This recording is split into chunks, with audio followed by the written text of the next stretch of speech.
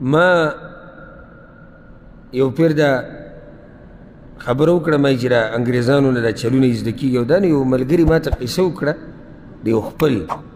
چې هغه فرانس ته وي ځي راځي ډېره واړه ورسره ملته ځي راځي نو هغوی ملک ته رالو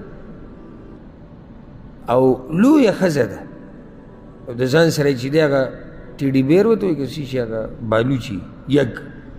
اګټ چې واړه چې لوبې کوي وایي که غټ شیز راځي پوره دي چې لکه اووه اتو کالو ماشوم چې وایي دغه شی راغستی دی را روان دی او دغه وایي زه حیران اوس د پښتنو منځ کې خو دا شی ډېر ناشنا ښکاري چې ما ته پلار ته وایي چې دا څه قیسه ده اوس وړه جنۍ وي نو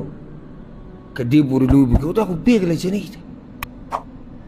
او دا شی وړه جنۍ هغه چې ته په نینځه کې لوبه کوي چې ته په دې شي کوي خو عقل یې مني که ځاله لوبې پېغله جنۍ د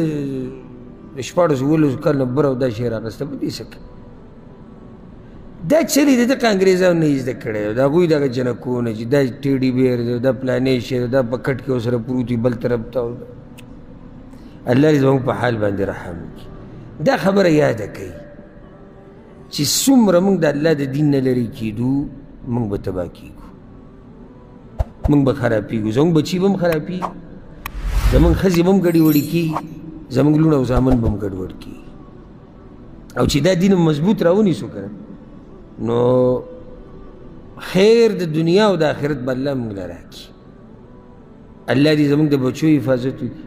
زموږ د ښځو دې الله حفاظت وکړي او موږ دې الله د بېدینۍ نه وساتي